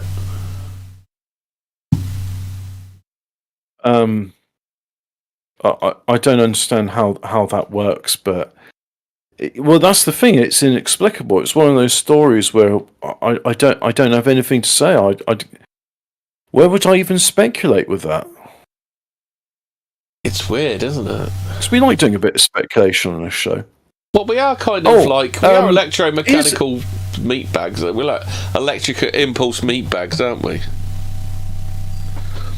Here's the thing, right? So I'll try and relay the story as best as I can, because it was me. I had a conversation with an AI, Grok as they call it, and I was saying to it, "Hey, can I discuss with you some of the plot elements in Judas Unchained, a story by Peter Hamilton?" It's like, "Yeah, I know about that story." And I thought, oh yeah, sure, you've been given like the summary of it or something. No, it understood like thoroughly all the plot elements, and it's probably been like fed the entire story. So I was saying, well, look, so in the book earlier on, there's a criminal, and there's this investigator who's trying to find him. And so what she does is she's done this investigation. I think it was a honey trap or something, and man's getting nabbed. And it's like, right, look, I want you to work as an informant for me. And if this man comes, don't know what he'll look like, don't know his age or his appearance, that changes all the time. But he'll come there, he'll be asking for like an introduction to local arms dealers. When that happens, I want you to tell me. And then it's like, okay, yeah, I will. Right, now you're under arrest and for the theft of these robots. And it's like, hey, fuck you, bitch, we had a deal. And then she goes and says, well, no, we didn't have that deal. You just, you thought we had a deal. And it's like, hey, I help you, you help me. That's the way it works, right? She said, well, no, you thought that's how it works, but you've broken the law. You're going to the judge about it. She says, what I can do is I can tell the judge that you cooperated on my investigations and you're willing to work as an informant, and I'll send that as an unencrypted email. So if anybody looks at that trial, like your associates, they'll know that you were squealed. And it's like, so it was sort of left like that. It's in a case of, so in other words, the threat was like, well, I can say you cooperated and make things worse for you, or your alternative, you can get arrested for this and just get into it. Just very pragmatic investigator, not offering any, all stick, no carrot. Yeah. And I was sort of saying to like Grok, I said, well, look, this character Saba, he's been given this deal, but there's no like benefit for him for cooperating. So why didn't he just keep quiet? And then like Grok said, yeah, because I said, look, is there anything I'm missing? It's like, no, you got it right. And actually, I could probably even read the transcript. Can I read the transcript? Oh, no, I can't because I haven't got it now. Oh, bugger. I should have saved it. It was a fun comment. Because then we ended up talking about nuclear physics. But it was pretty much just sort of saying, look, you're right, and there isn't. It's called the Crook's dilemma. Apparently, like there's no like there wouldn't have really been any consequences if he didn't like inform about something. It wasn't in his benefit. It wasn't against his benefit. She wasn't going to go easy on him either way. But there's this sort of implication of like, what does she know that I don't? And if I don't inform about this man that she's looking for, is she going to fuck me further down the line? And I just found it as this, because I was reading this and just thought to myself, hang on, this just seems a bit consistent. Like, there's no logical reason why you should help her. And then the problem is, you see, I because of my limited understanding, not everybody thinks logically about things. So, yeah. Do you want a bit? Do you want a bit of a giggle? I just. I found 10 bizarre magazines you can buy today, Hobbit. Oh, it's one of the magazines called Bizarre, because I read an article in it which was pornographic, and there's it also there's a lot of ladies disturbed. Sticking squids up their chuff, aren't there? Yeah, right, yeah. So you probably read it. It was an interview about this woman, and she she wasn't eating them, but she put like various bugs like millipede in her mouth and chew them and roll around in the viscera, and she seemed to enjoy it. Well, it's more like the first one we've got is Emu Today and Tomorrow. Is that a magazine you'd want to read, Hobbit? With headlines such as "More than oil and meat, using emus as a whole, emu shelter and fencing considerations, and Rancho San Diego Emus shares a wealth of experience." I mean, if I was an emu farmer or an Australian, I'd probably have some academic interest in this. Yeah, I would. But again, I'm not an Australian, so. How about the next publication we've got? Spudman. Do you remember when Have I Got News for You would have their best guest publication? Oh yeah. It always intrigued me. Well, this is a thing, you see, back before the internet, and even during the early parts of the internet, there was still an argument to be made for having a niche publication of various sorts, whereas now I suppose it would just be a Facebook group or a Reddit subforum. Well, I can't show this one, but the next one's called Girls and Corpses. And across the top banner, it's babes, death, music, comedy, horror, comics, sex, morgues. It's like look, we're the Jimmy Savile Appreciation Fan Club, you know, the women with headlines such as Sex with Tractors, John Waters, Pope of Trash, Butcher Babies, Oh My God, a Triple X Duck Dynasty, Body Farm, Death on Route 666, introducing Country Blumpkin, Barn Door Mum, Farrah Abraham. That she was back. I don't like any of this. No, that's a bit too weird, isn't it? Oh, here's something you might be interested. How about Elevator World? Is that one you'd be interested in a bit? I would have some interest in this. Yes. Yeah.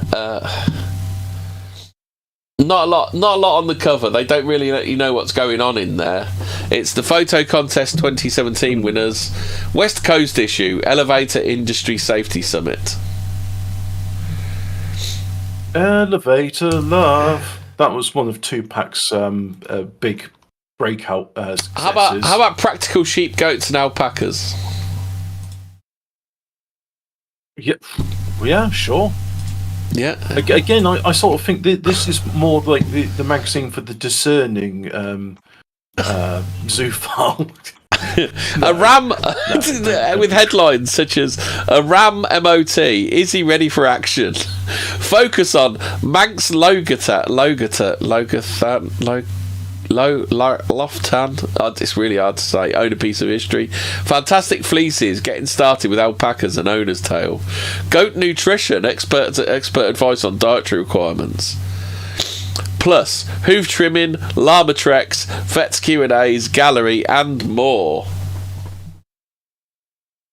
When they say "and more," they just mean about goats and such. Just mean more goat stuff. Yeah. Fortean Times is on there. That's the next one.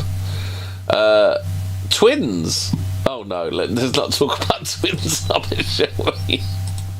I will refer people to the Twins episode for that one. We don't need to cover Twins again. So it's the magazine for that multiples. matter, Since 1984, this has been going since. It's in It's in its 31st year. Do you know? I remember there was in my year. I think there might have been 3 pairs of them, but I definitely remember there was 2 pairs of identical twins in my year, and my year included what, like 100 people or so. That was a real statistical fluke. So we had. So what have we got here? Celebrity hit list. Our interview with twins Peyton and Spencer List. Never heard of them. Why preschool is important for your multiples. Top 10 tips for flying with twin babies. Conversation and your twins. 7 tips for getting words flowing. And taking young twins is Disney. It's all in the Jared. I can't read that properly. So I'm not sure if you're familiar with teen.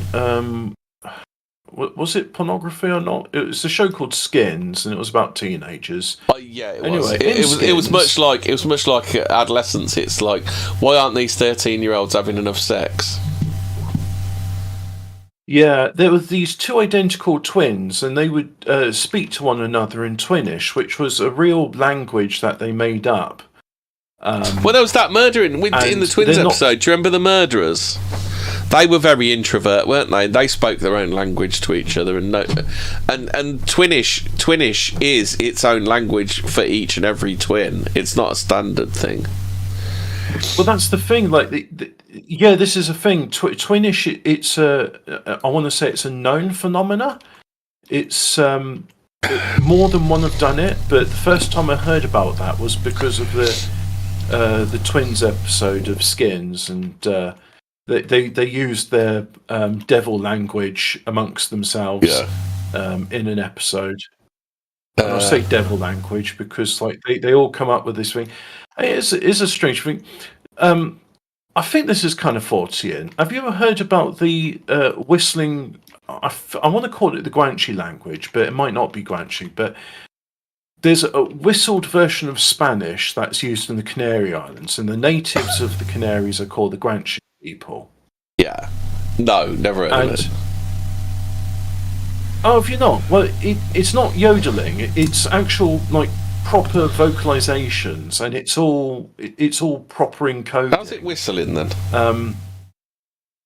So, well, that's the thing. They sort of whistle, and it sounds a bit like it. So I was listening to like the example they're giving was a lot of like different types of water, and it's like, yeah, but can you give me like some better examples? So, whistling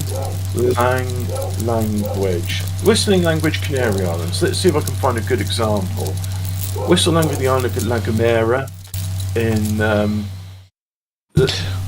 While you're trying to find that Hobbit, how about Miniature Donkey Talk? Would that be a magazine you'd be interested in? The Talk of the Donkey World, issue number 140. That is 2011. In 2011, they were on issue 140, like a very successful donkey magazine. Well, I guess there's a lot of donkey appreciators in the world. You might want to change that. Might want to rephrase that a bit. Hobbit. No, look, I know there's nothing. There's nothing vulgar meant by it. Like, there's people that appreciate donkeys, and it's like equestrians. Have you ever met horse people? They're mad, absolutely mad. Yeah, and they're mad about horses. Hobbit. I think I've found the magazine for you, Hobbit. Pro Portable Restroom. It's not. You don't have a rest in there. You go for a shit, and quickly as possible. There's no resting involved in a fucking porta potty, is there, Hobbit? All I can think about with the people having a rest in a portaloo is like in America. I don't claim to understand why this phenomena happens, but people like Elvis died on the loo, so I think the implication is they have a nap whilst they're on the loo.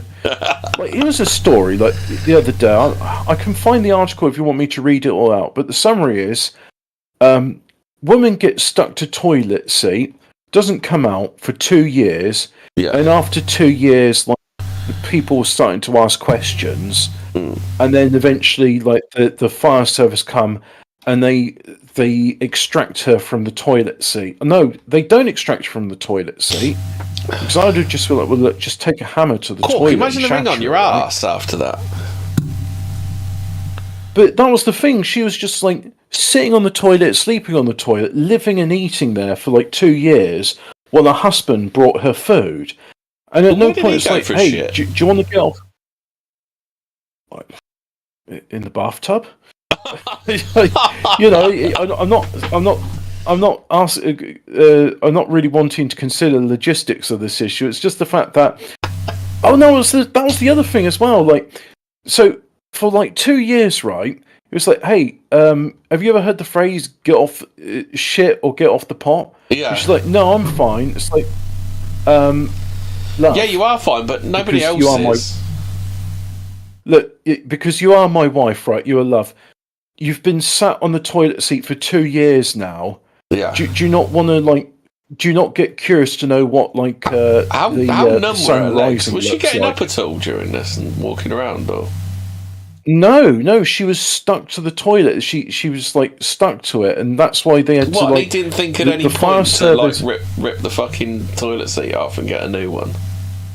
The fire service had to come and they had to unbolt the toilet from the fixings, and then she, with the toilet still attached to her ass, were taken to the hospital. Well, I mean, I can read the story if you want to take the seat off, and like, you could probably do it. You could probably cut the seat off quite easily. I'm wondering. Look, I'm wondering if it's one of those ones where it didn't have a toilet seat and she was like stuck to the actual like porcelain bowl. What, there'd been some sort of vacuuming issue, but surely you'd have like necrosis on your ass or something, because you know when you've been on there a bit too long, you're engrossed in your book or whatever, and then you get that ring around your bum. I must admit, I am literally the sort of person that shits or gets off the pot. If I've been there like more than a minute, I'm just like, as a kid, I was somebody who very much enjoyed my toilet time, so I'd take a book in there, sit back, relax, couple of hours, towel I used to do towel that. over your lap to keep your legs warm, and I used to get like a ring around your ass. So like, I'm just thinking of like logistics of it. Growing up in my parents' house, they did have the toilet bookshelf. Yeah. You know, those sort of things, those books that you only read to go, when you're on the toilet. We'd never had any Reader's Digest, though. I used to like Reader's Digest. So anyway, as I was saying, I'm pretty sure, like, when I was a kid, I had like numb legs and things like that. It'd cause some real fucking. Because you think about it, like, your ass is through the ring, and that bit, the blood's going to settle there, isn't it? All I can think is that this guy probably didn't like his wife that much, and so it's like, oh well, you know what? She's not hassling me. She's stuck to the toilet seat. I'll just leave her there for 2 years. It kind of reminds me. I know another similar story. Or I say similar. It's not similar in content, but it's very similar in its own way. Where a woman was told to get some bed rest by the doctor, and the doctor never came back, so she laid there for about 10 years.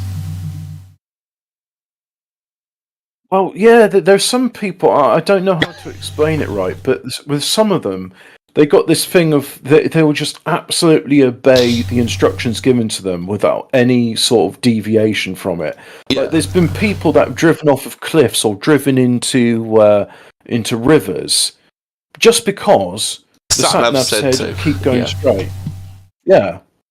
Yeah, and I'm sorry to say this, but it's mostly women.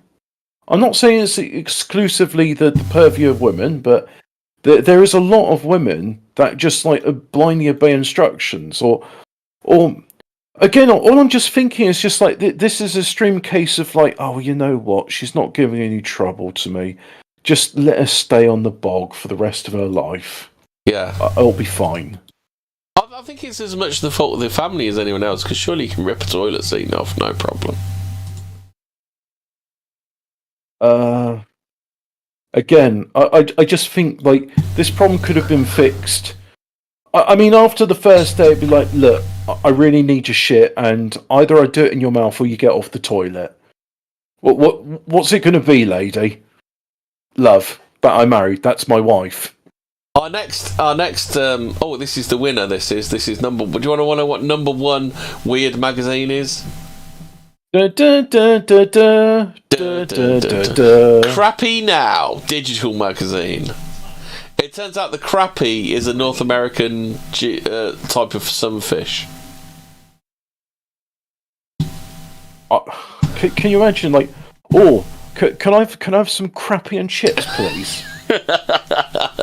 Oh, I like a bit of crappie. This fish is very. Oh, what if you have a fish and it tastes a bit like a crappie? This fish is very crappy. Oh, you know what? My favourite sushi is crappie. Yeah, I love a bit of crappie. In the morning. Yeah. What else have we got here? What the weird shit am I finding here? What's the weird shit that you're gonna find? Oh, we can do some unexplained histories of it. You can do some. I've done a lot of talking today. Right, so let's see if we can do this. Right, so unexplained. Wow, shall we do the toilet story? Woman stuck on toilet for years. Yeah, we need to know some stuff about this. We'll start with this one then, and then. Oh, good. My internet stopped working. Can you still hear me? Yeah, I can hear you fine. Yeah. Oh no, it's gone in, but you know what? That's. Oh, here we go. Woman sits on boyfriend's toilet for 2 years. NBC News or Fox News. Hobbit. Let's do a quick 2-second story. They've brought direwolves back to life. Well, they say they've brought direwolves back to life, but all they've done is they've changed a couple of genes where they make them bigger and different, slightly. Yeah, because I wanted to know what makes these wolves dire, and nobody explains it. Right. So, woman sits on boyfriend's toilet for 2 years. Yep. Let's not forget the seminal BBC Pigeon story. It's like, woman come throw away poo poo and come trap for window. Yeah, that's the classic. Yeah. Right, Deputy said, I should say, not Said. How is it that Said is pronounced Said, S-E-D? No, it's pronounced Said, isn't it? Said. Well, say. Well, the first bit, S-A, I would say that's say, and then I, it's I, side. So Deputy Side. Yeah, but then we got side, which is S-I-D-E, and that's definitely side. What Deputy Side, a woman in Western... Oh, hang on. This is Kansas, but think about how they called it Arkansas. Yeah. Deputy said a woman in Kansas sat on her boyfriend's toilet for 2 years, and they're investigating whether she was mistreated. Oh my God. What? It's like, hey love, can you get off the toilet? No, I'm fine. And Ness County Sheriff. Speaking of not being able to get off the toilet, I've got another story. I've got a story for you after this one. Right. Brian Whipple said a man called his office last month to report that something was wrong with his girlfriend. I think there might be something wrong with your girlfriend. And how long has this problem started? For about 2 years. I think we've done this story before, but anyway, carry on, Hobbit. It's starting to ring bells now. Whipple said it appeared the 35-year-old Ness County's woman's skin had grown around the seat. She had initially refused emergency. She had initially refused emergency medical services, but was finally convinced by responders and the boyfriend that she needed to be checked out of hospital. Can you imagine? You've just been like, yeah, I've been sat in this toilet seat for 2 years, and you get a paramedic going. It's like, look, love, we need to get you off the toilet seat. It's not normal for a human being just to be sat in the toilet seat for 2 years. It's like, no, Frank, leave me alone. I think she's got my free speech. It's like, It's my constitutional amendment to spend the rest of my life on this toilet. Yeah. Fucking hell. We pried the toilet seat off with a pry bar, and the seat went with her to the hospital, Whipple said. The hospital removed it. What, the woman or the toilet? Whipple said investigators were planned to present their report Wednesday to the county attorney, who will determine whether any charges be filed against the woman's 35-year-old boyfriend. She was not glued, she was not tied, she was just physically stuck by her body. It's hard to... Yeah, look, it's hard to imagine still have a hard time imagining herself. So at no point was she forced down onto the toilet seat, she just sat on it. Yeah, and then, but to me, what sounds... I don't know. I'd say a charge of neglect needs to come out of this. I think a charge of you're a lazy fat cunt. You've been sat on the toilet seat for 2 years. Get off. Could there have been a medical emergency in the first place? I think after, like, hey, love, look, I'm going to bed now. Are you going to get off that toilet or what? That's the time when I would have rung the paramedics. Say, look, my wife, she's stuck to the toilet seat. She's been there for 6 hours now. But then again, and I really need to shit. It said she turned down medical help, though, didn't it? Well, that was it. And it's like, look, you've been here for 2 fucking years, love. So what about free speech to be stuck on the toilet? Well, let's read the rest of the article and find out, shall we? He told investigators he brought his girlfriend food and water and asked her every day to come out of the bathroom. Hey, what's her favourite fish? It's crappy. It's crappy, isn't it? So her reply to, hey, can you get off the fucking toilet? It's been 2 years, would be, maybe tomorrow. But free speech. Said. According to him, yeah, she did not want to leave the bathroom. The boyfriend called police on February the 27th to report that, look, I can't just go shitting in the Walmart toilet anymore. I want my toilet back. The back garden's full up. She needs to get off now.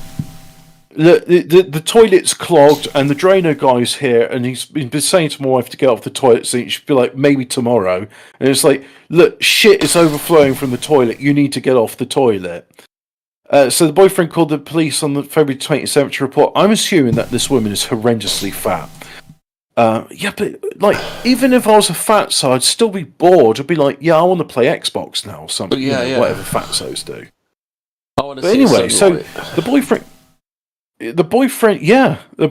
called the police on the 27th February to report that there was something wrong with his girlfriend.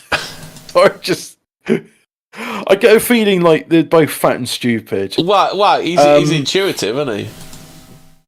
Yeah, adding that he never explained why it took them 2 years to call.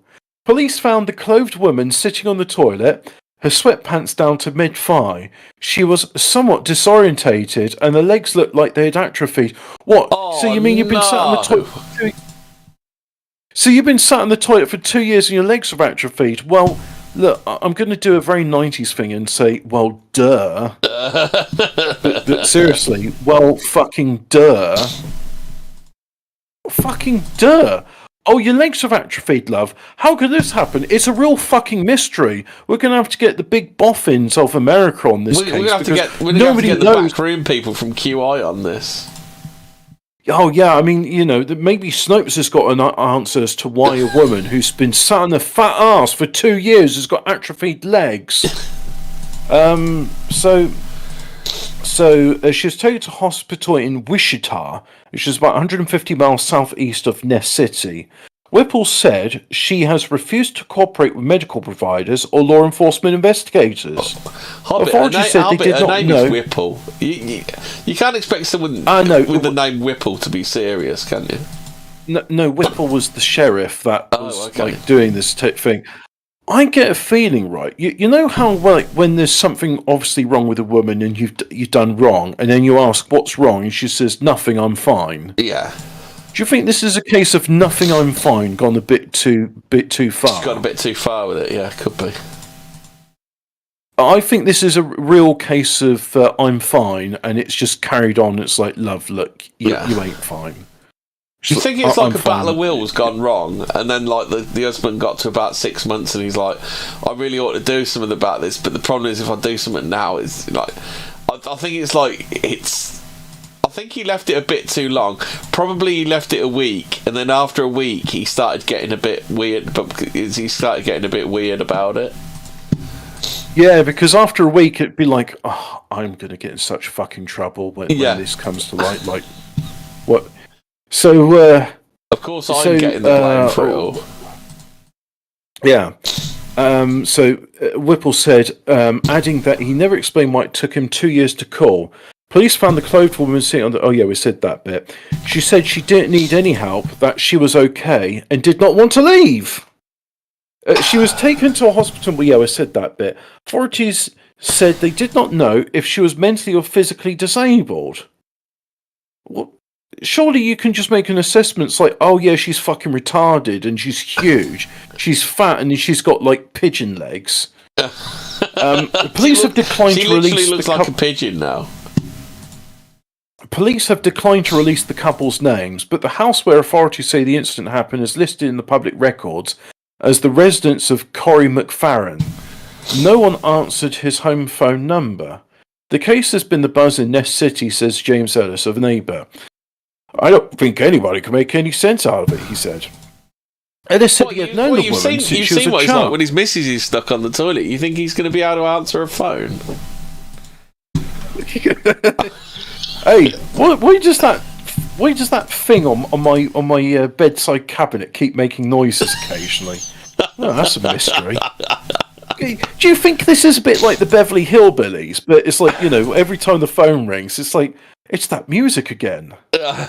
You know what? Every time there's that music, there's somebody at the door. One of these days, I'll find the reason for it. Yeah.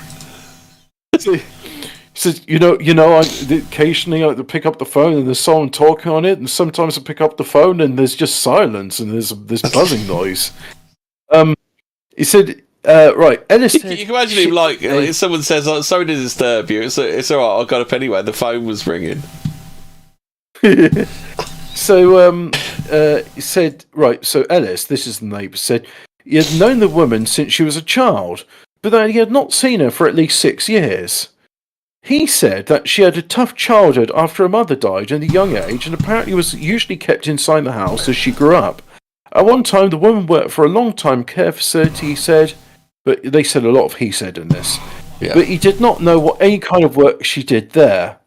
It really doesn't surprise me, Ellis said at the bathroom incident. What surprised me is someone wasn't called a bit earlier. Wait, it doesn't surprise you that this woman fucking understatement. I like understatement of the year there. It's like, yeah, you didn't really need to say that, did you, pal? Like, everybody knows this. Oh, you know, it doesn't surprise me that of all people to get stuck to a toilet, it's this for woman. 2 years. You know, who we've got for 2 fucking years, but there's no description of this woman. Oh no, not going to do that.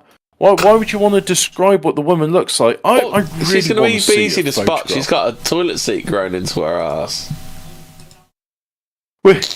It's like, well, yeah, except the toilet seat's gone now. But I'm just sort of thinking like later on in photos, like, you know, you just see the sort of woman that she's probably going to be in a wheelchair for the rest of her life.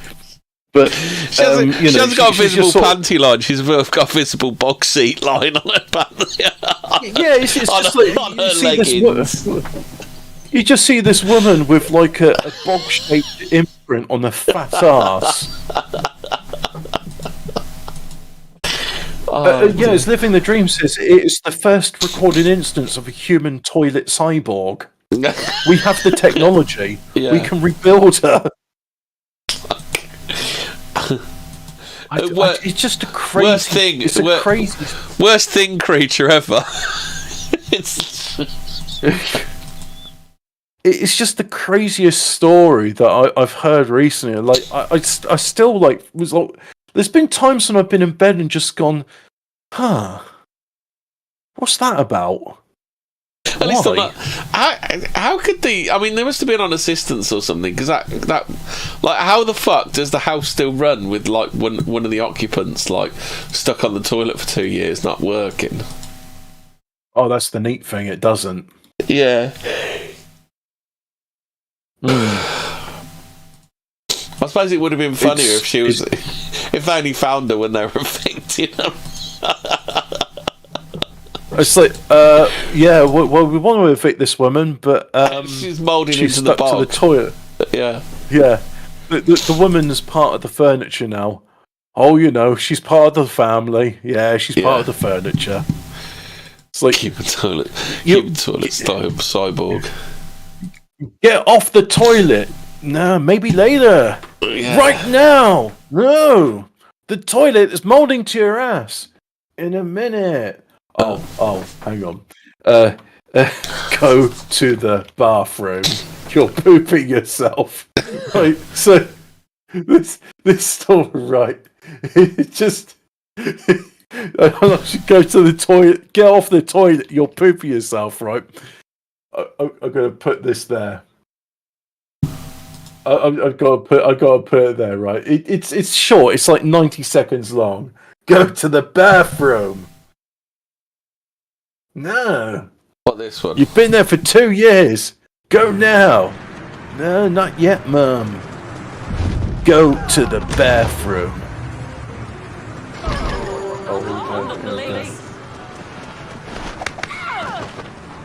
There's a lot of punching in You it. talk from when you die. That's the new rule of the game. You talk, you die. You talking now?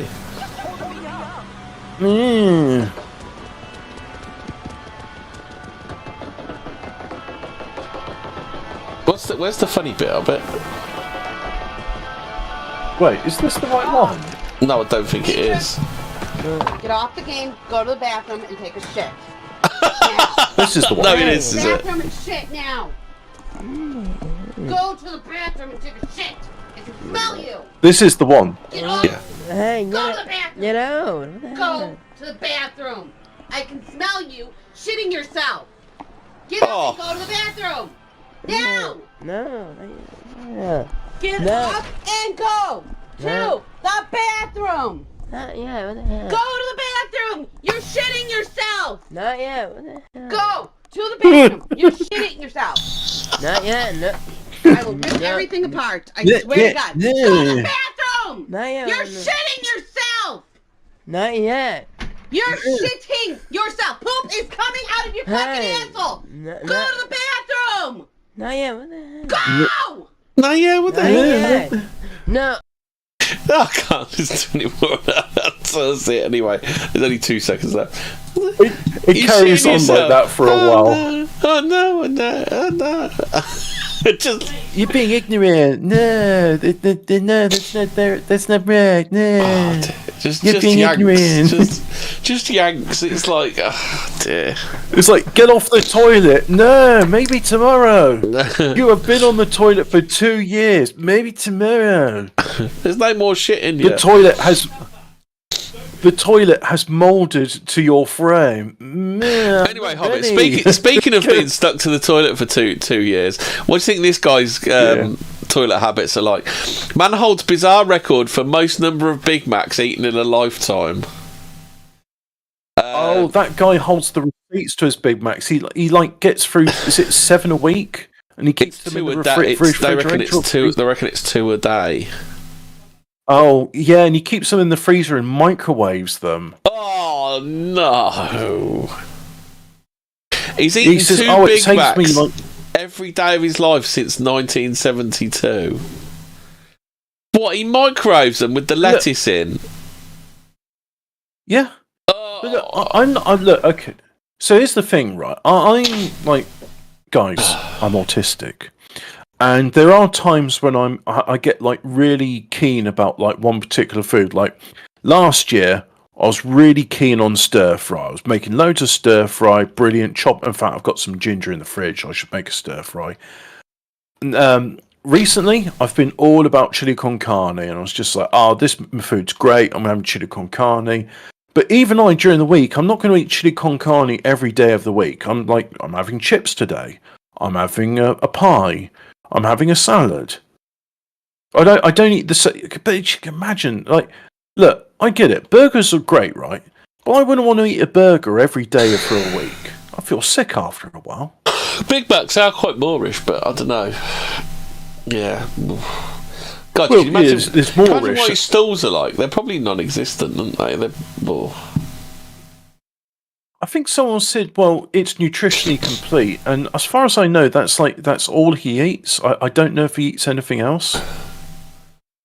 So you got burger,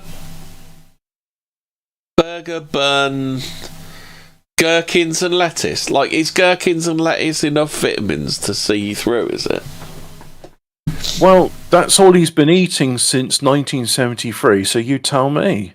I mean, look at the Eskimo. All the Eskimo eat is seal and fish, and it seems to work out for them. Yeah, I suppose so.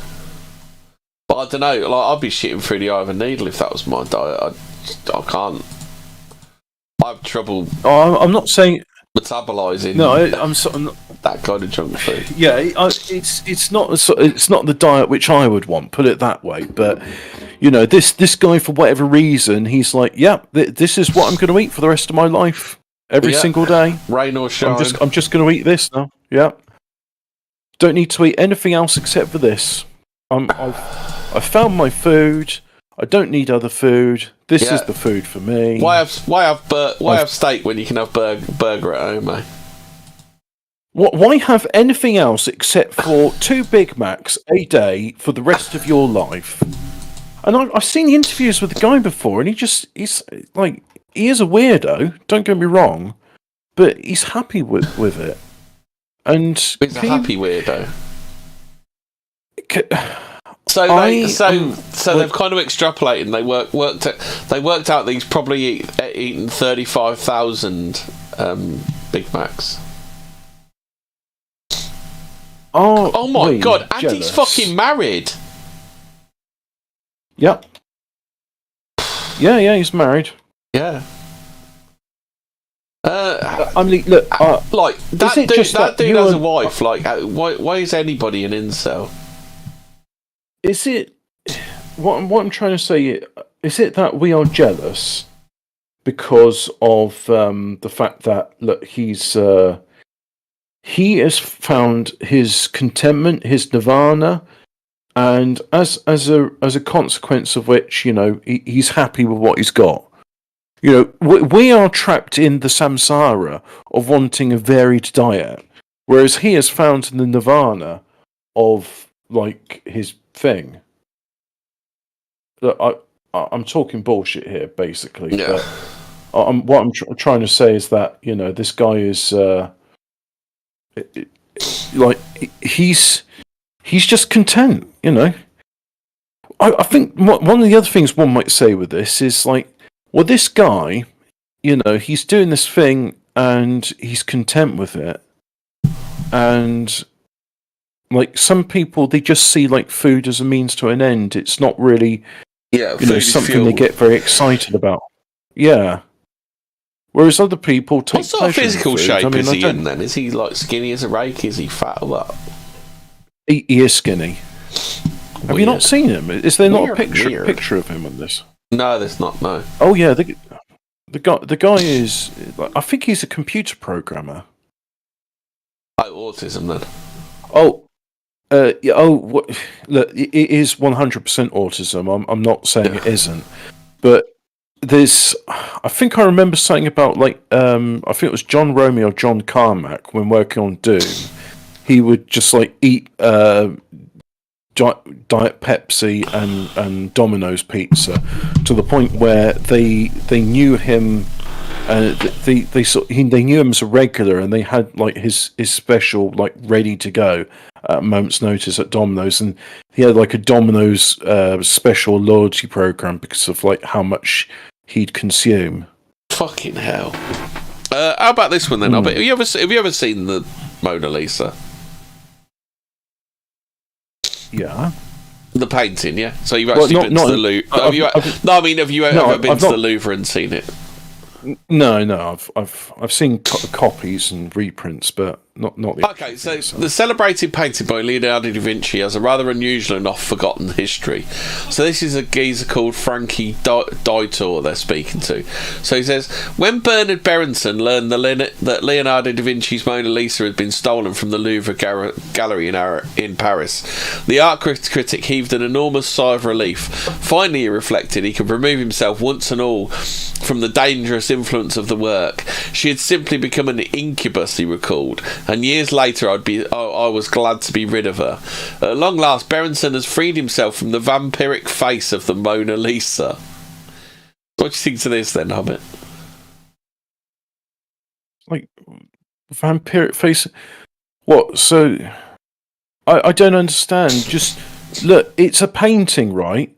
Just walk away from it if it bothers you that much. Seriously, dude. What if the eyes follow you around the room? Just walk away. That's what they say in it. I'm sorry if I sound exasperated about this, but I was like, why is this a problem? It's like that woman John that married the colour Ruskin, pink. England's preeminent mid-Victorian critic, wrote off the Mona Lisa as a total mess. He lamented the painting's background was simply grotesque, being all blue and unfinished. Maybe back then, but I mean, it looked pretty brown and dark to me. Yeah. Well, I think that's because of the egg tempera, isn't it? So later on in 1873, Walter Pater published his explosive book Studies in History of the Renaissance.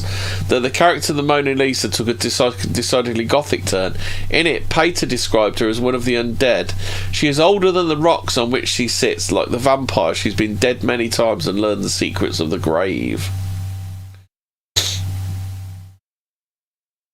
So, Lady Lisa, as Pater memorably nicknamed her, turned from an Italian noblewoman into a dangerously deathly femme fatale. Pater claimed she carried all of time and history within her body, bearing the world's experience from the animalism of Greece to the sins of the Borgia. Bit weird, isn't it? All this stuff. Like...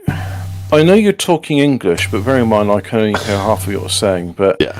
It just sounds like incomprehensible gibberish to me. So stories circulated about virtuous mothers who refused to allow reproductions of the work to enter their home. Sigmund Freud reworked Pater's interpretation of the Mona Lisa's unfathomable smile to evidence his theory of Leonardo's homosexuality, claiming that Mona Lisa's smile was in fact a painting of his dead mother's smile. Pater's passage, as the Irish writer W.B. Yeats summarised, had taken on a revolutionary importance, and with it the Mona Lisa changed from a minor work to an icon of a decadent generation. A bit weird, isn't it? Bit weird. I don't know where he gets all that from. Even I thought I saw a bit where he said it looks like a demon with a male demon with a woman's face or something. It's got really weird shit they were saying about Mona Lisa. So you don't think it's a vampiric painting then? Like it's yeah, I've heard people sort of say, guys, it's actually a self-portrait of Leonardo da Vinci and he painted over it for a client. Oh, okay then. I don't know. Just how difficult would it be to reverse engineer alien technology? Do you want to do a bit of... We've got a couple of minutes left. Do you want to do a bit of speculation rather than actually reading this thing? Like, so say you've got an actual UFO in front of you. Do you think you'd be able to reverse engineer it? Because they don't necessarily have the same periodic table we do they? I'm going to refer back to the episode Electronics, the Devil's Playthings, or something like that, where it talks about like stuff from the Roswell crash being.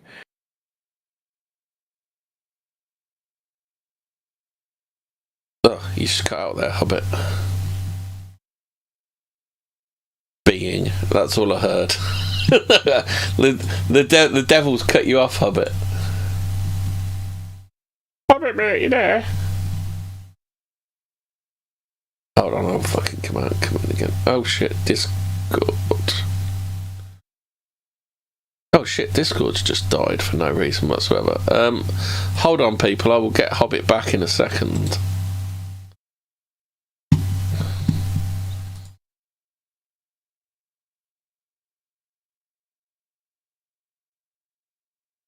Come on, Discord, start up again. Let's have a look at the chat, see what people are saying. Human toilet cyborgs, that's the last comment we got. Come on, Discord, dickhead.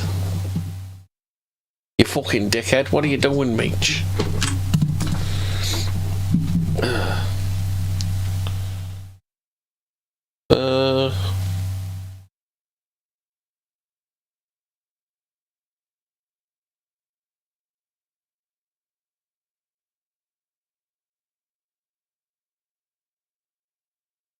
Oh, Discord's crashed. Right, Discord's crashed for me and Hobbit. So I'll just wrap this episode up there. Right, so